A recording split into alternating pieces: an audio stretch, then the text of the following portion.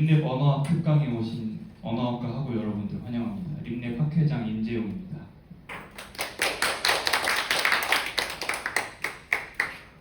사람이 한 10분 전에 강의 준비하면서 사람이 한 명도 안 오면 어떡하나 걱정하고 있었는데 다행히도 지금 많이들 자리를 빛내주셔서 대단히 감사하다는 말씀부터 드리고 싶습니다.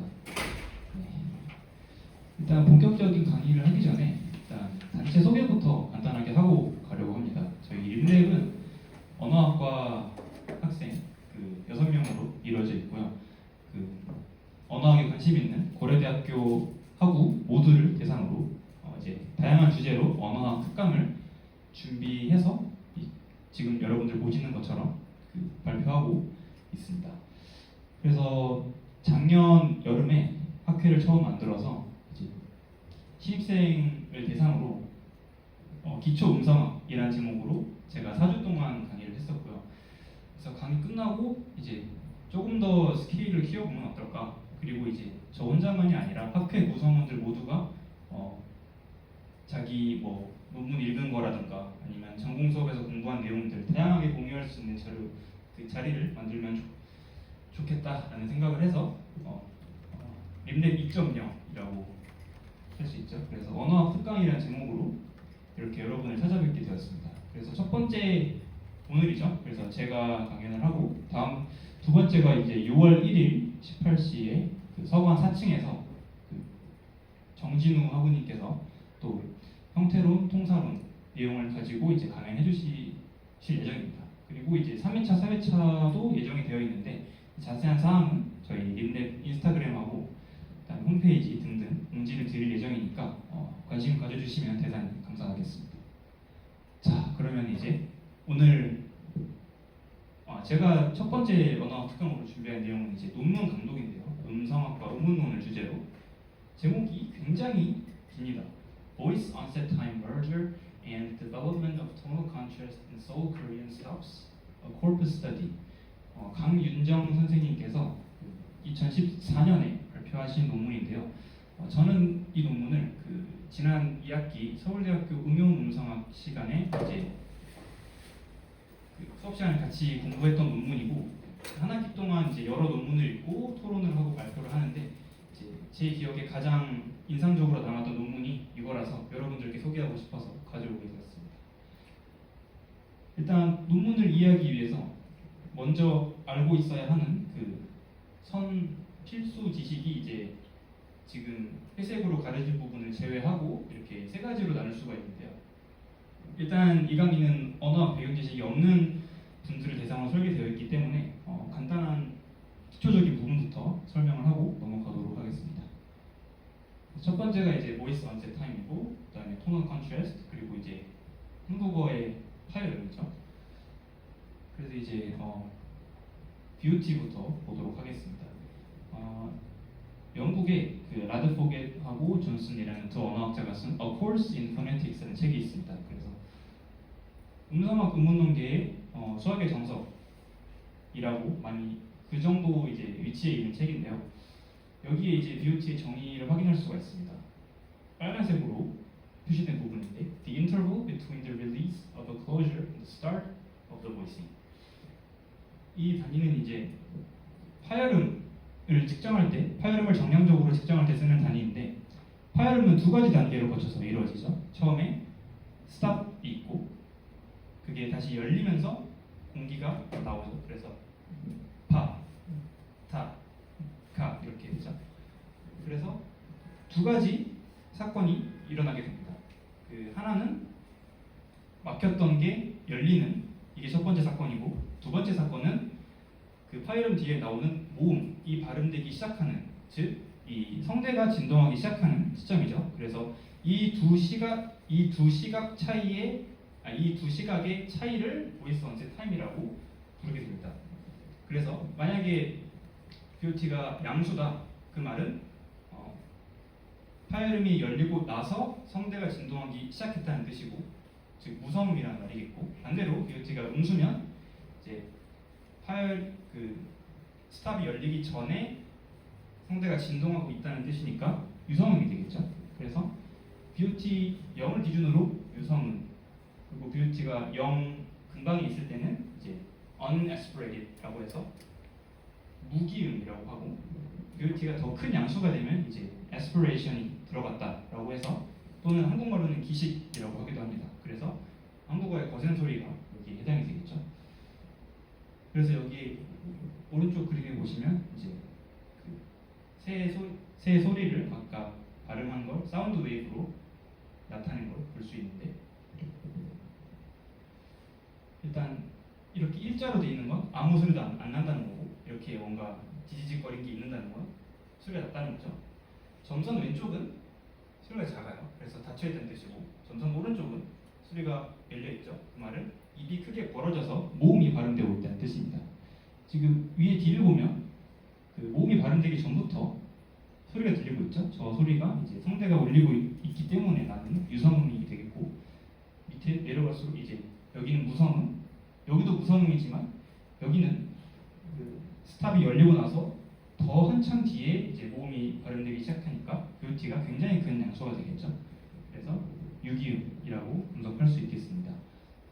그리고 뷰티의 단위는 밀리세컨드를 사용합니다. 초를 사용하면 우리가 그 차이가 1초, 2초로 셀 수 있는 게 아니기 때문에 1초가 되려면 파 이렇게 굉장히 길게 발음을 해야겠죠.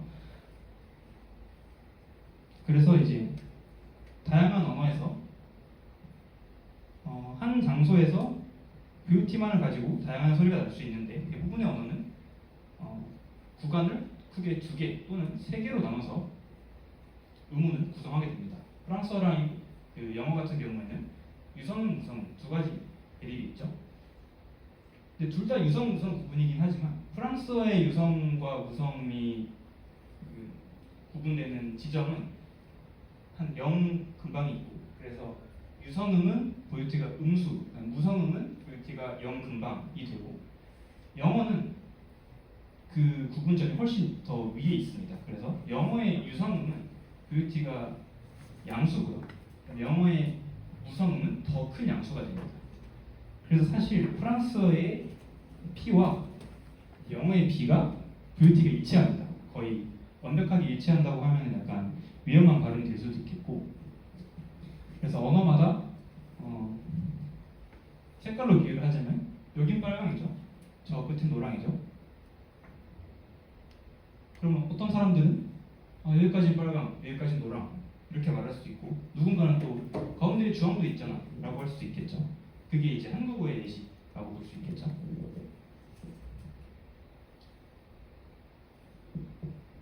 그래서 이제 실제 소리를 분석해보면 이렇게 연속적이지만, 인간의 언어에서는 여기부터 여기까지는 빨강, 여기부터 여기까지는 주황, 이런 식으로 이제 categorical이라는 단어를 사용하는데, 그래서 범주적으로 프로덕션과 그 perception이 일어나게 됩니다. 다음으로 알아야 할 주제는 이제 F0 또는 fundamental frequency라고 하는 개념인데요. 쉽게 말하면 그냥 음의 높이라고 생각하시면 됩니다. 낮은 음이죠. 이러면 높은 음이죠. 그래서 모든 언어는 기본적으로 그 언어만의 그 F0, 즉 피치의 흐름이 있습니다. 예를 들어서 한국인이라면 안녕하세요 이렇게 말했죠. 그런데 안녕하세요 아니면 안녕하세요 이렇게 말하는 사람이 있다면 이 사람은 한국에서 태어난 게 아니라 뭐 외국인인데 한국어를 배운 지 얼마 안 됐거나, 아니면 교포거나 그런 식으로 그 한국어 제1 언어로 사용하지 않는 사람이구나 라고 예상을 할 수가 있겠죠. 그리고 또 F0는 그 통사적인 레벨에서 문장의 의미를 또 변화시키기도 합니다. 예를 들어서 너 집에 가 이러면 집에 가라는 뜻이죠. 보기 싫으니까 썩 사라져라 이런 얘기고, 너 집에 가 이러면 너가 집에 가는지 내가 알고 싶다 이런 뜻이 되겠죠. 그런데 어떤 언어들은 그 F0를 그런 맥락적인 의미가 아니라 실제로 단어의 근본적인 의미를 바꾸는데 사용하기도 합니다. 그런 언어를 이제 톤 랭귀지라고 하는데요. 몇 가지 예시를 보자면 이제 에도라는 언어에서는 이제 이렇게 생긴 게 낮은 음, 이렇게 생긴 게 높은 음인데, 왼쪽만 볼까요? 이마 다 똑같은 소리지만 이마 하면은 그 시제가 없는 거고, 이마 하면은 나는 현재 진행형이 되는 것이고, 그다음에 이마 하면은 과거가 되고, 이런 식으로 문법적인 의미가 그 F0의 차이로 인해서 발생하고 있죠. 또 중국어도 성조어로 굉장히 유명합니다. 그래서 대부분의 중국어 교과서에서는 마라는 단어를 가지고 이 네 가지로 구분을 하고 있죠. 또 이제 태국어에서도 이제 나라는 똑같은 자음과 모음이지만 성조에 따라서 이렇게 다양한 뜻이 될 수 있다. 이런 식으로 F0가 다양하게 사용이 됩니다. 그럼 한국어를 보죠. 한국어의 파열음은 세 가지 체계가 있습니다. 예사소리, 된소리, 거센소리. 다들 고등학교 때 국어 시간에 배워서 잘 알고 계시리라고 믿습니다. 그래서 영어로는 각각 Lenis, Fortis, Aspirated라고 하는데, 예사소리, 된소리, 거센소리라는 말이 참 쉽게 와닿는데, 아무래도 그 논문을 쓸 때는 영어로 된 글을 읽고 쓰는 경우가 많아서 이 영어에 좀 익숙해지시면 좋겠다 해서 일부러 영어도 같이 병기를 했습니다. 그래서 예사소리 브드그, 그다음에 뿌뜨그, 프트그 이렇게 있죠. 이제 우리가 알고 있는 바로는 VOT가 이 세 소리를 구분하는 그 가장 큰 프라이머리 큐가 됩니다. 그래서 된소리의 VOT가 가장 작고요. 그 다음에 예사소리, 그 다음에 거센소리가 됩니다. 빠 하면은 입이 열리자마자 이게 성대가 진동하기 시작하지만 파 하면은 파 이렇게 조금 딜레이가 있죠. VOT가 양수이기 때문에 그렇습니다. 그런데 이제 프라이머리 큐뿐만 아니라 리던던트 큐라는 것도 존재하는데, VOT 차이를 이용해서 세 가지 소리를 만들게 되면 자연스럽게 F0도 달라지게 됩니다. 그래서 우리가 똑같은 피치로 말을 하려고 해도, 예를 들어서 바람이라는 단어를 말할 때보다 빠람 이런 말이 없긴 하지만 빠라고 하면 자연스럽게 빠가 좀 더 높게 발음하게 되죠. 파여도 마찬가지겠죠. 이 차이가 여기서 이제 이 논문을 쓰게 된 이유가 이어지게 됩니다. 이제 이 세 개념을 다 알게 됐죠. 제목을 다시 한번 읽어볼게요. VOT merger 여기까지가 하나고, merge는 이제 하나가 됐다는 뜻이죠. 그리고 톤al contrast가 생겼다. 그 한국어의 파열음에서. 그래서 논문의 요는 원래 한국어의 파열음의 구분은 VOT 구분인데 F0 구분으로 이동하고 있다가 논문의 요입니다. 그래서 초록을 제가 여기 실어왔는데, 빨간 밑줄 보시면 거센 소리의 VOT가 짧아지고 있다. 거센 소리는 원래 VOT가 크죠. 그리고 거센 아스퍼레이트와 레니스, 거센 소리와 예사 소리의 VOT 차이가 줄어들고 있다. 그 말은 VOT 멀저가 일어나고 있다는 뜻이죠. 그리고 이제 여성이 말할 때 그 차이가 좀 더 도드라진다 라는 것도 확인할 수가 있고요. 이게 이제 지금까지 연구됐던 내용이고, 이 논문에서 새롭게 발견된 내용은 VOT 차이가 사라지고 있는 건 원래 발견했었고, 거기서 이제 새로운 F0 디스팅션도 존재한다. 그 예사 소리와 거센 소리 사이에. 이게 논문의 요가 되겠습니다. 이 현상을 이제 한 단어로 토노제네시스라고 표현을 합니다. 창세기가 영어로 제네시스죠. 그래서 톤이 생긴다. 원래 톤이 없었는데. 그래서 그 강윤정 선생님께서 제시하고 있는 정의는 이제 consonantal contrast, 자음의 부분이죠. 그 빠는 자음의 차이로 인해서 발생하는 그 차이가 어떠한 이유로 인해서 tonal contrast, 그 자음 뒤에 오는 모음의 성질로 대체되는 현상이라고 말할 수가 있습니다. 그래서 옛날 한국어는 이제 왼쪽 그림 이 상황이었어요. 그래서 파 이렇게, 방금도 제가 F0를 다르게 말해버린 거예요. 파 이런 식으로 VOT만으로 그 구분이 됐었는데, 어느 순간부터 자연스러운 현상으로 F0 차이가 일어나기 시작하더니 더 지나가서는 이제 VOT는 무시되고 F0로만 그 구분이 이루어지게 된다가 요입니다. 그래서 지금 말씀드린 게 이제 여기 요약이 돼 있죠. 그래서 F0의 차이가 redundant attributes였다가 primary contrast feature로 바뀐다. 그러니까 토노제네시스의 개념이 되겠습니다. 그래서 이 연구를 시행하기 전에 지금까지 있었던 연구를 가볍게 돌아보자면 1930년대 출생자를 대상으로 한 연구에서는 이제 예사소리와 거센소리의 구분이 뷰티만으로 이루어져 있다는 게 확인됐었습니다. 조금 전에 첫 번째 그림이죠. 그런데 이제 60에서 70년대 생들은 F0의 차이가 발생하기 시작하고 90년대생에서는 그 거센소리와 예사소리의 뷰티 차이가 확실히 발생하기 시작하고 또 이제 1965년생부터는 오히려 더 역전되기도 한다.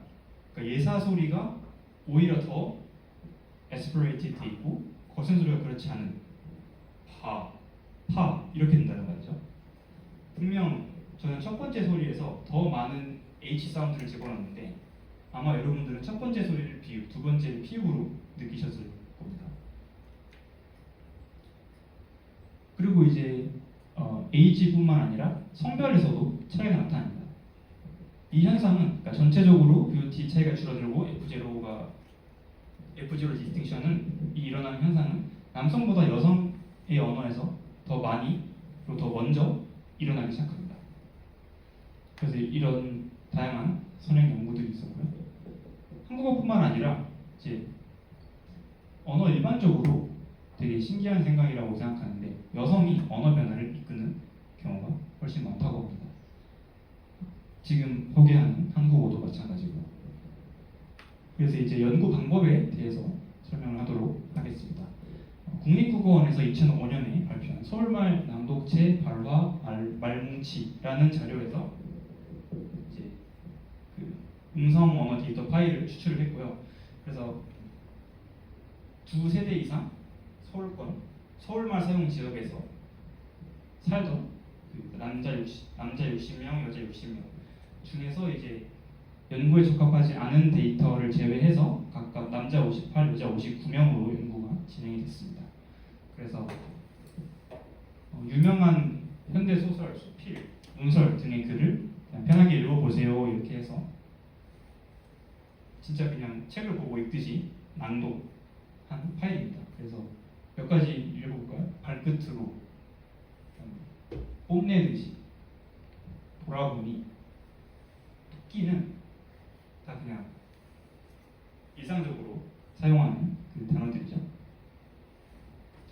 그래서 이제 이 음성 파일을 이제 프랏이라는 프로그램으로 측정을 하게 됩니다. 음성을 공부하시게 되면 이 프로그램을 반드시 사용하시게 될 텐데, 그래서 음성 언어를 분석해서 뭐 여러 가지 뷰티나 F0 같은 다양한 변수를 측정하고 또 음성 합성하는 데도 이용되는 굉장히 광범위한 프로그램입니다.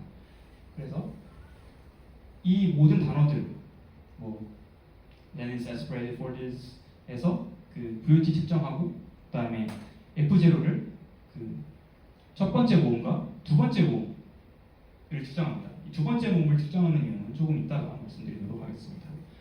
그리고 조금 전에 말씀드렸듯이 VOT의 단위는 밀리세컨드고 F0의 단위는 세미톤이라고 하는데 그 피아노를 보면 도부터 도까지 12개의 반음이 있죠. 그게 세미톤입니다. 원래 그 소리의 단위는 헤르츠인데 헤르츠보다 세미톤이 좀 더 인간이 인지하기에 더 직관적이기 때문에 이 단위를 선택했다고 합니다. 그래서 결과를 보죠. 논문에서 설명하는 결과는 이렇게 크게 아까 뷰티 멀저가 일어나고 있다고 했죠. 그래서 그게 정말로 에이지에 따라서 젠더에 따라서 영향이 있는지를 확인을 하고, 두 번째로 F0가 V1은 그 첫 번째 모음, 즉 그 자음 바로 뒤에 나오는 모음일 거고, 그다음 V2는 두 번째 모음이니까 바로 그 다음 모음이 되겠죠. 그래서 거기에 또 정말 이펙트가 가지고 있는가, 그리고 Q 웨이팅 이 마지막 이제 주제가 되는데, 지금 총 두 가지 Q가 사용되고 있죠. 이 파열음을 구분하기 위해서 뷰티와 F0. 그래서 논문의 요는 원래는 옛날 사람들은 뷰티에만 의존했는데 요즘은 여기서 여기로 예를 들어서 옛날엔 9대 1이었다면 지금은 뭐 2대 8이나 1대 9다 이런 식으로 주장을 했는데 그게 정말로 사실인지 정량적인 분석을 통해서 알아보겠다라는 말입니다. 그리고 스피치 레이트나 그다음에 그 H 히읗과 같이 분석하는 것도 있는데 일단 내용이 너무 어려운 것도 있고 시간 관계상 생략하고 좀 중요하다고 생각하는 부분만 추려서 소개하도록 하겠습니다. 첫 번째가 이제 뷰티에 에이지 이펙트와 젠더 이펙트가 있냐 이게 첫 번째 그 질문이죠.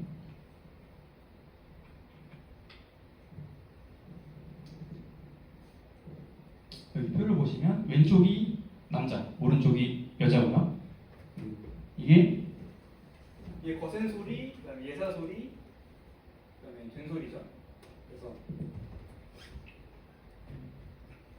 30년대생부터 80년대생까지 이렇게 지금 출생 연도가 변수로 하나 있고, 그다음에 뷰티가 이제 종속 변수로 있게 되겠죠. 그래서 보시면 30년대생은 이제 예사 소리와 거센 소리의 차가 굉장히 큰데 갈수록 점점 줄어들고 있죠. 근데 이제 여성 데이터를 보면 30년대생인데도 이미 어느 정도 줄어 있고, 그 다음에 시간이 갈수록 더 줄어드는. 여기선 거의 이 에러바가 서로 겹친다는 거는 거의 차이가 없다는 것을 의미합니다. 그럼 그렇게 확인할 수가 있고요. 조금 더 정량적인 분석 결과를 말씀드리자면, 일단 그 aspirated stops 거센 소리에서 그 성별과 YOB year of birth라고 해서 이제 나이로 계산을 하게 되면 논문을 쓸 때는 20살이었지만 10년이 지나면 그 사람은 30살이 되잖아요. 그래서 시간이 지나도 변하지 않게 그 나이를 상수로 계산하기 위해서 나이가 아니라 생년을 보통 사용을 하게 됩니다. 고등학교 다닐 때만 해도 어른들이 나이를 부를 때 자기 출생 연도를 말하는 게 그냥 저 21살이에요 이렇게 말하면 되지 않나? 왜 연도를 말하지 했었는데 어느 정도 나이를 먹고 나니까 21살이에요 라고 말하는 것보다 02년생이라고 말하는 게 훨씬 더 편하더라고요. 왜냐면 나이를 먹어도 02년생이고 똑같으니까 똑같은 이치가 아닐까 싶습니다. 이것도. 그래서 일단 젠더부터 보죠. 남녀 차이에서 남자의 거센 소리와 여자의 거센 소리는 굉장히 차이가 났습니다. 그래서 significant한 영향이 있다. 그리고 이제 YOB도 있었죠. 생년도. 그래서 젊은 사람이 나이 많은 사람보다 aspirated stops가 훨씬 더 작았겠죠. 뷰티가.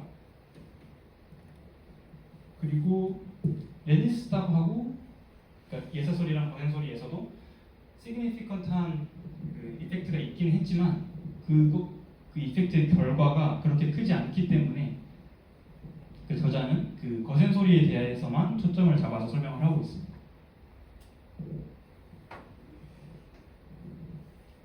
자, 지금 본 거는 세 파일을 각각 설명한 거였고요.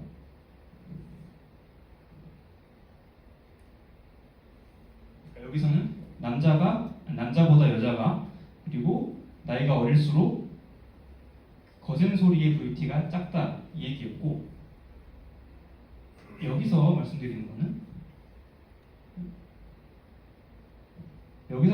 거는 남자보다 여자가 그리고 나이가 어릴수록 예사 소리와 거센 소리의 뷰티 차이가 적다라는 얘기를 지금 검증하려고 합니다.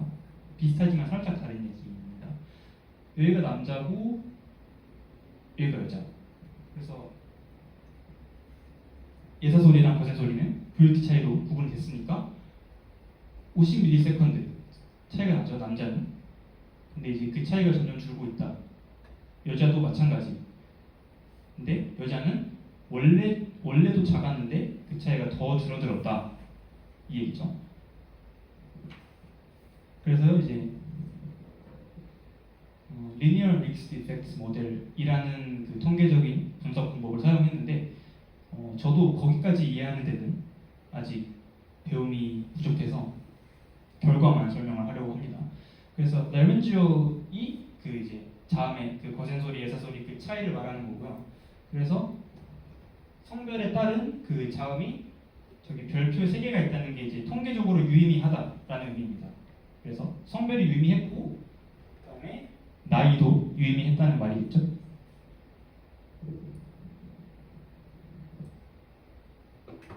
그래서 보시면 일단 첫 번째가 나이로 분석한 거죠. 그래서 그러니까 여기서 나이를 분석할 땐 성별은 고려하지 않고 나이만으로 분석했을 때 32년생의 평균적인 그 VOT 차이가 31ms였다면 84년생은 5초 아니 5ms밖에 되지 않죠. 남자든 여자든 둘 다 일단 줄어들고 있다는 얘기고요.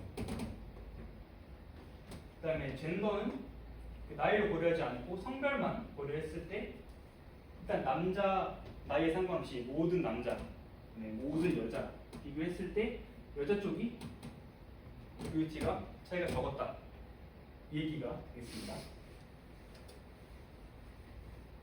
여기까지가 VOT였고요.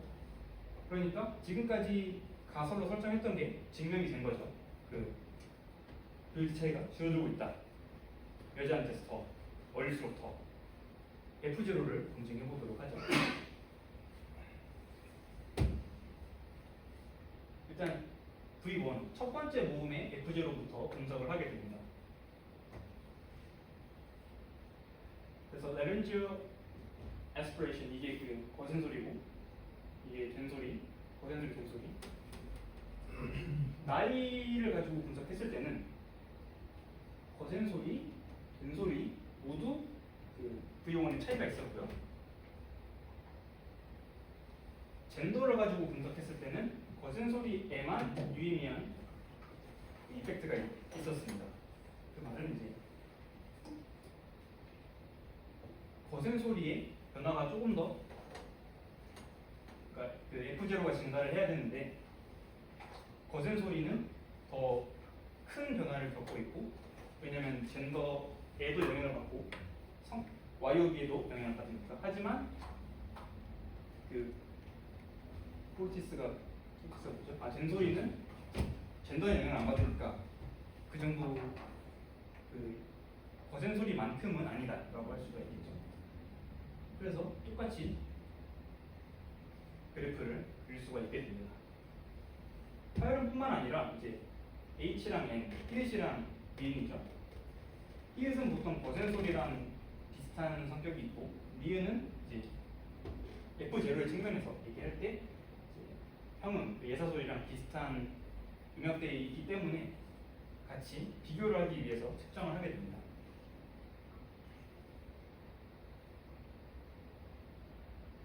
그래서 같은 그림인데 조금 전에 이제 거센 소리에서 굉장히 큰 변화가 있다고 했었죠. 그래서 성별을 가지고 분석했을 때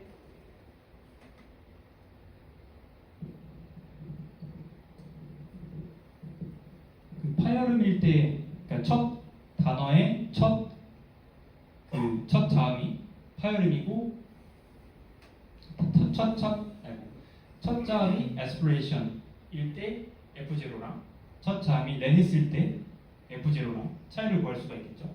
남자가 이제 2.9 세미톤, 그러니까 대략 한 3 세미톤이니까 도에서 미 플랫 정도, 그러니까 단상도 정도 되겠고요. 여자는 3.76, 반음 4개니까 장상도라고 얘기할 수 있겠네요. 그래서 여기서도 여자의 차이가 더 크죠.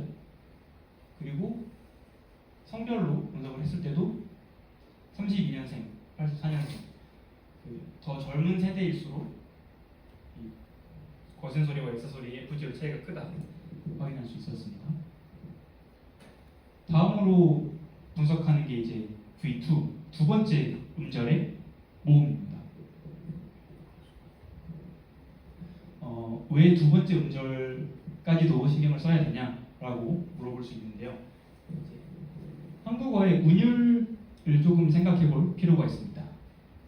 이 자료는 이제 그 전선아 선생님께서 처음 제시하신 자료인데 그분은 그 한국어의 운율이라는 주제로 300쪽짜리 박사학위 논문을 쓰셨습니다. 그래서 AP라는 개념이 등장하게 됩니다. accentual phrase. 어떤 단어를 강조해서 말할 때, 예를 들어서 뭐 누가 제 이름을 물어봐서 제가 임재웅입니다. 근데 뭐라고요? 하면은 제 이름은 임재웅입니다. 이렇게 조금 더 강조해서 말하겠죠. 이게 이제 AP의 예시가 되겠습니다. AP의 인토네이션은 두 가지로 나눌 수가 있는데 첫 번째 자음이 그 랜디스와 소노런트일 때, 소노런트라 하는 비음이나 또 그 리을 같은 소리가 되겠죠. 그런 경우에는 그 첫 단어는 낮은 소리가 되고 두 번째 단어부터 높은 소리가 되고요. 반대로 첫 자음이 거센 소리, 된 소리 등 소위 말해서 센 자음일 경우에는 첫 자음부터 높은 소리가 나게 됩니다. 그래서 좀 쉬운, 바로 직관적으로 이해할 수 있게 예시를 좀 가져와 봤어요. 기린. 예를 들어서 여러분 조카가 아니면 여러분의 자녀가 같이 동물원에 가서 보여줬어요. 자, 이건 기린이야 하면은 아기는 모르니까 다시 물어보겠죠. 이게 뭐라고요? 이건 기린이야. 이건 기린이야. 이렇게 말하지 않죠. 기린이야 라고 하죠. 나머지도 똑같습니다. 다람쥐, 아니 다람쥐 이러면 뭔가 어색하죠. 다람쥐, 모기 이러면 굉장히 이상하죠. 근데 반대로 거센 소리일 때는 캥거루, 코끼리, 토마토, 캥거루 이상하죠. 토마토 이상하죠. 토마토 자연스럽죠.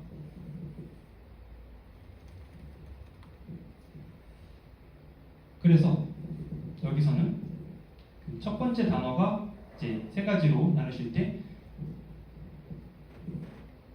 만약에 물론 두 번째 단어는 어차피 하이톤이 나오긴 하겠지만 다람쥐의 랑보다 코끼리의 키가 더 높다 이 얘기입니다. 그래서 똑같이 리니어 믹스드 이펙트 모델이라는 통계적인 방법을 사용해서 분석을 했을 때 컨서넌트 자음의 차이로 인한 영향이 유의미하다 라는 말을 방금 전에 말씀드린 다람쥐의 람보다 코끼리의 키가 훨씬 더 높다 라는 얘기가 되겠습니다. 그리고 어릴수록 그 차이가 더 크다. 그럼 아까처럼 성별도 여자가 더 크다라고 예상할 수도 있는데 여기서는 그 차이는 나타나지 않았습니다. 이건 조금 이따가 설명해 드리도록 하겠습니다. 그리고 이제 아까랑 똑같은데 이제 여기서는 V2를 분석한 그래프가 되겠습니다. 똑같이 어릴수록 차이가 줄어들죠. 거의 0에 가까운 값을 보이고 있는데 성별에서는 큰 차이가 없었습니다. 그 이유는 이 그림은 이제 첫 번째 단어 모음과 두 번째 단어를 같이 나타내는 그림인데요. 이제 여기가 노년층, 여기가 젊은 층, 그리고 이제 남자, 여자 이렇게 되는데 일단 젊은 층의 그 H로 시작하는 그러니까 이게 다람쥐고요. 밑에 있는 게 다람쥐고요. 위에 있는 게 코끼리입니다. 올드를 먼저 보면 내려가고 있죠. 그러니까 코끼리에서 코보다 키가 낮은 놈이다 라는 말입니다. 코끼리. 그런데 이제 어린 세대일수록 반대로 코끼리에서 코보다 끼가 더 높다라는 거.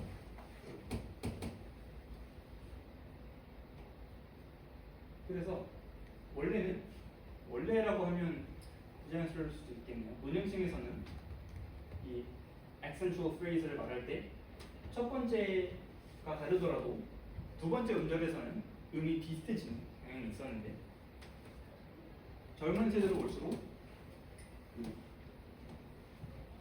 두 번째 단어에서도 여전히 차이를 유지한다는 말이 되겠습니다. 그러니까 여기 있는 첫 번째 자음이 다른 게 여기까지 영향을 미치게 되고 있는 거죠. 원래는 여기까지였다면. 그리고 조금 전에 여성한테는 영향이 없었다.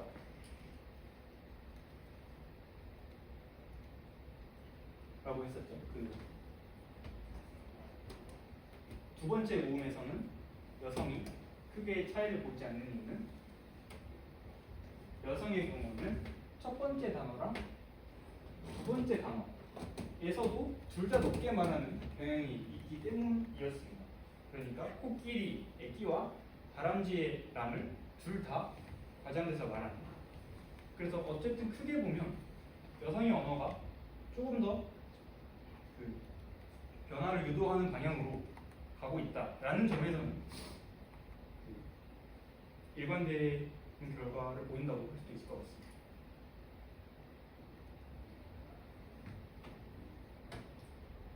마지막 주제가 이제 큐 웨이팅. 조금 전에 두 가지 큐.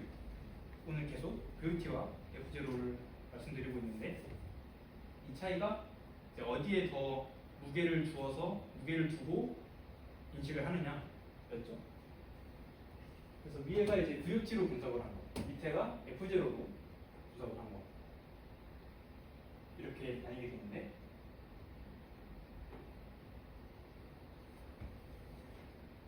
일단 여성이 조금 더 한 발 앞서 있다고 계속 말씀을 드렸죠. 언어 변화에서.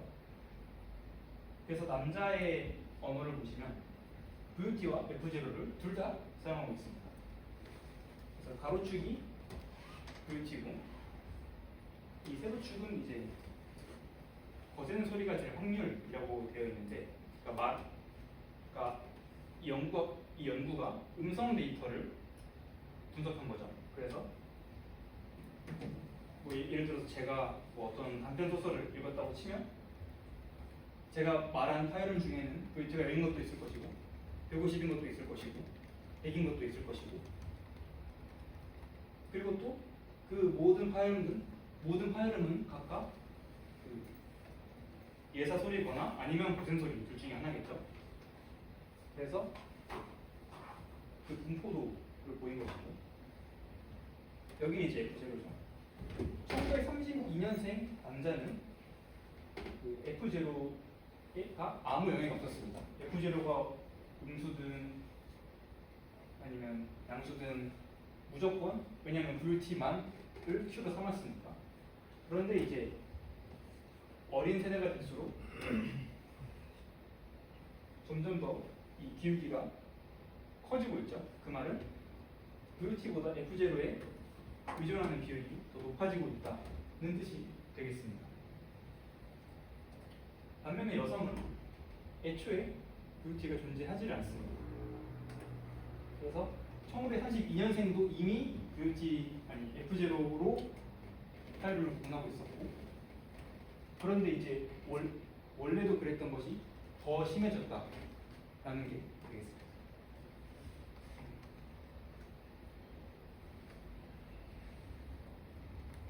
마지막 지금까지 나눈 내용을 다시 한번 요약을 하자면 서울 한국어 타이틀에서 뷰티 버전 거센 소리의 뷰티와 예사 소리의 뷰티가 줄어들고 있다. 어릴수록 여성일수록 그리고 F0로 인한 컨트라스트가 발생하고 있다. 그래서 거센 소리와 예사 소리의 부분은 굉장히 컸었고 된 소리와 예사 소리의 부분은 하지만 거센 소리만큼은 아니었었다고 말씀을 드렸습니다. 그리고 둘 중에 어느 큐에 의존하는지가 이제 뷰티만 의존하는 게 이제 older males이었고, 아니면 젊은 남자들은 둘 다 사용했었고, 여성들은 F0만을 사용했었죠. 이런 식으로 자음의 차이가 모음의 차이로 이루어지는 경우가 한국어에만 존재하는 것은 아닙니다. 그래서 논문에서는 다른 아시아계 언어들을 몇 가지 소개를 하고 있는데요. 한국어는 그 세 가지 VOT를 세 가지로 나누죠.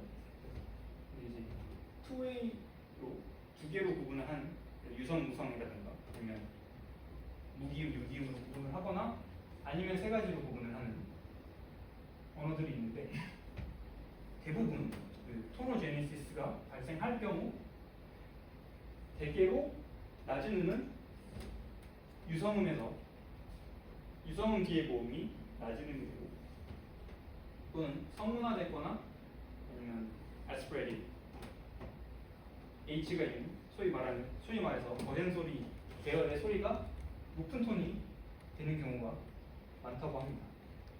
그래서 북베트남 예시를 들어보자면, 베트남어도 성조가 있죠. 그래서 마 하면 강아지고, 마 하면 오다는 뜻인데, 원래는 마의 앞에 H 소리가 있었다. 그래서 마, 여기는 마. 그래서 보이스트, 소노런트죠. 그래서 이렇게 된 거고, 낮은 음이 유도가 된 거고, 여기서는 그 모음 앞에 있는 바로 이 음은 똑같은 소노런트긴 하지만 이 앞에 있는 H가 그 하이톤을 유발하는 자음이기 때문에 이런 식의 그 톤 컨트라스트가 발생했다라는 게 되겠습니다. 그리고 투웨이뿐만 아니라 프리웨이로, 한국어와 같이 프리웨이로 VOT 구간을 나누는 언어들에서도 비슷한 현상을 보이고 있습니다. 유성음이 대체로 낮은 음이 생기고, 그다음에 기식이 있거나 아니면 이 성도의 긴장이 들어가는 소리들이 하이톤을 유발하는 경우가 많습니다. 재미있는 예시가 또 중국 만주 지역에 사는 그 조선족들이죠.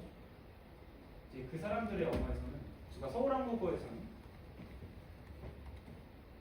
폴티스 앤 아스프레드, 원래는 이제 이렇게 일자로 있었다면, 서울말에서는 이 두 개에서 F0 차이가 생겼죠. 중국 그 조선족의 한국어에서는 예사소리랑 된소리의 차이가 F0로 인식이 되고, 거센소리는 그냥 VOT로 인식이 되는, 이런 식으로 차이가 발생하기도 합니다. 그래서 마지막으로 이제 논문의 결론을 소개를 해드리자면, VOT와 F0의 트레이딩이 일어나고 있다라고 설명합니다. 그래서 어느 시점에 VOT 디스팅션이 사라져서 그걸 이제 보상하기 위해서 F0 컨트라스트가 생깁니다. 왜냐면 예를 들어서 아바 뭐 이런 말이 없긴 하지만, 아바, 아파, 예사 소리가 모음 사이에 오면 유성음입니다. 그래서 굳이 다른 노력을 기울이지 않아도 유성음이 들리네, 아, 이 소리는 예사 소리겠구나, 이 프로세스가 되기 때문에 어중에서는 파열음을 구분하는데 큰 노력을 들일 필요가 없지만, 어두에서는 이 앞에 아무것도 없죠. 그래서 뭔가 하나 있어야, 부가적으로 더 있어야 쉽게 구분을 할 수 있다는 말입니다. 그래서 저자가 이제 예상하는 바로는, 만약에 지금 같은 상황이 유지가 된다면, 또 이제 더욱 심화가 된다면, 이제 미래의 한국어는 성조 언어가 될 수 있지 않을까. 예를 들어서 이렇게 하나, 이렇게 높은 톤, 이렇게 낮은 톤이 되거나, 아니면 만약에 포르티스가 또 이 둘 사이에서 자기 뭐라고 하면 좋을까? 둘 사이에서 그러니까 자기만의 그 지층을 형성을 하게 된다면 이제 세계 성조로 나뉘게 될 수 있겠죠. 여기까지가 논문의 결론이었고, 마지막으로 사족을 하나 달고자 합니다. 그래서 왜 언어가 변하는가 하는 것인데, 한마디로 요약하자면 redundancy of cues라는 프레이즈가 자주 등장하게 됩니다. 오늘 소개한 서울 한국어에서도 두 가지 큐가 있었죠. VOT와 FZ. 사람이 어떤 소리를 인식할 때는 한 가지 큐만 듣는 게 아니라 여러 가지 큐를 동시에 듣게 됩니다. 또 퍼셉션이 아니라 프로덕션을 할 때도 마찬가지죠. 내가 뷰티를 다르게 해야지 라고 발음을 하게 되면 자연스럽게 FZ의 차이가 생길 수도 있게 되니까요.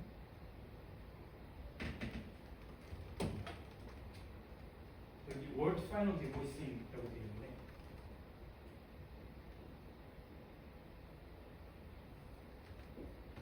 이런 단어가 있는지는 확신이 안 되는데,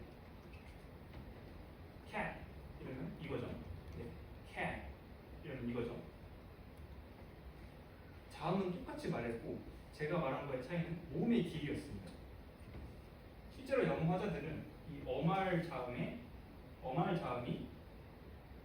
voiceless인지 아니면 voiced인지를 판별할 때 그 자음을 듣지 않고 그 앞에 있는 모음을 듣습니다. 모음이 빨리 끝나면 우성음이고 모음이 늦게 끝나면 유성음이 되죠.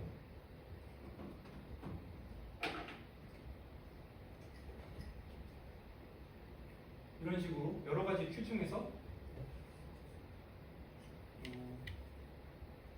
뭐가 주가 될지는 예측을 할 수가 없다는 뜻입니다. 예를 들어서 제가 VOT를 가지고 차이를 맞는다고 해보자.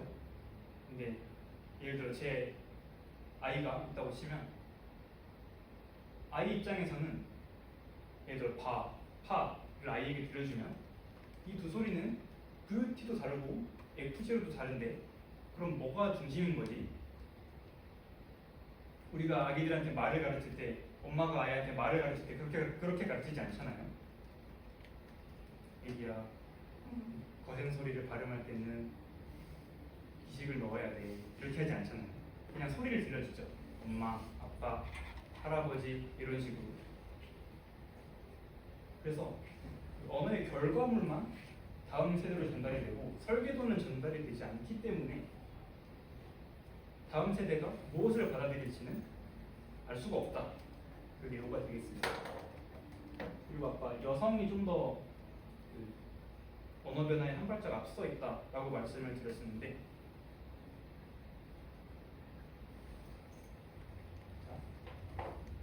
1961년 남자 검정색이죠. 1932년 여자 파란색. 두 개가 똑같은 색이에요. 그러면 그 유력한 가설로 생각해 볼 수 있는 건 이 1932년생 여자들이 61년에 이 남자들을 낳아서 한국어를 가르쳤다 라고 하면 설명이 되지 않을까 싶습니다. 실제로 이제 여성이 대화를 할 때, 상대방과 대화를 할 때 상대방의 언어 습관에 좀 더 동화가 되는 현상이 남성에 비해서 좀 더 크다고 봅니다. 그리고 또 대부분의 경우에는 이제 아이 양육을 여성이 하는 경우가 더 많기 때문에 이제 예를 들어 제가 아이를 안 키우니까 제 언어는 다음 세대에 전달이 안 되겠지만 만약에 제 아내가 아이를 키운다 하면 그녀의 언어는 제 아이한테 전달이 될 수가 있겠죠. 다음 세대로. 그래서 언어는 항상 변한다. 이 정도 결론으로 오늘 마치고자 합니다. 오늘 언어학 특강 참여해 주셔서 대단히 감사하고요. 다음 다음 주 특강에도 와주시면 대단히 감사하겠습니다. 감사합니다.